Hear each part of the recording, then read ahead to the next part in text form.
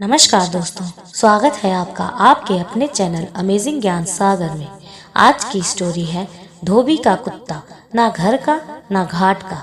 एक बार कक्षा 10 की हिंदी शिक्षिका अपने छात्र को मुहावरे सिखा रही थी। तभी कक्षा एक मुहावरे पर आ पहुंची। धोबी का कुत्ता, ना घर का ना घाट का। इसका अर्थ किसी भी छात्र को समझ नहीं आ रहा था। इसीलिए अपने छात्र को और अच्छी तरह से समझाने के लिए शिक्षिका ने अपने छात्र को एक कहानी के रूप में उदाहरण देना उचित समझा। उन्होंने अपने छात्र को कहानी कहना शुरू किया। कई साल पहले सज्जनपुर नामक नगर में राजू नाम का लड़का रहता था। वह एक बहुत ही अच्छा क्रिकेटर था। वह इतना अच्छा खिलाड़ी था कि उसमें भारतीय क्रिकेट टीम में होने की क्षमता थी। वह क्रिकेट तो खेलता, पर उसे दूसरों के कामों में दखल अंदाजी करना बहुत पसंद था। उसका मन दृढ़ नहीं था।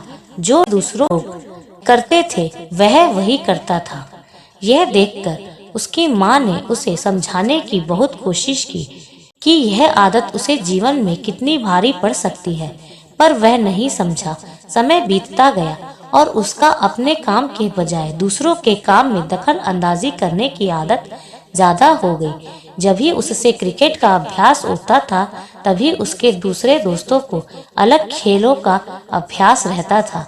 उसका मन चंचल होने के कारण वह क्रिकेट के अभ्यास के लिए नहीं जाता था, बल्कि दूसरे दोस्तों के साथ अन्य अलग अलग खेल खेलने जाता था। उसकी यह आदत उसके आगे बहुत ही भारी पड़ी। कुछ ही दिनों के बाद नगर में ऐलान किया गया। नगर में सभी खेलों के लिए एक चयन होगा, जिसमें जो भी चुना जाएगा उसे भारत के राष्ट्रीय दल में खेलने को मिल सकता है। सभी यह सुनकर बहुत ही खुश हुए और वही दिन से सभी अपने खेल में चुनने के लिए जी जान से मेहनत करने लगे।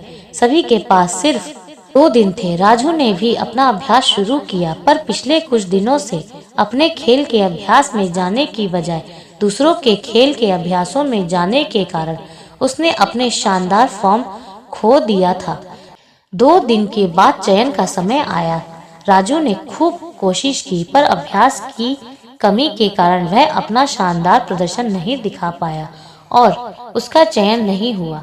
वह दूसरे खेलों में भी चयन ना हुआ, क्योंकि वह सब खेल उसे सिर्फ थोड़ा आते थे और किसी भी खेल में वह माहिर नहीं था, जिसके कारण वह कोई भी खेल में चयन नहीं हुआ।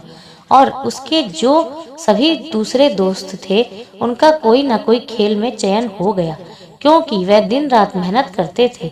अंत में राजू को अपने सिर पर हाथ रखकर बैठना पड़ा और वह धोबी के कुत्ते की तरह बन गया, जो ना घर का होता है और ना घाट का। इसी तरह इस कहानी के माध्यम से सभी बच्चों को इस मुहावरे का मतलब पता चल गया। शिक्षिका को अपने छात्रों को एक ही संदेश पहुंचाना था कि वह जो कुछ भी करे सिर्फ उसी में ध्यान दे और दूसरों से विचलित ना हो, वरना यह धोबी के कुत्ते की तरह बन जाएंगे, जो ना घर का ना घाट का होता है।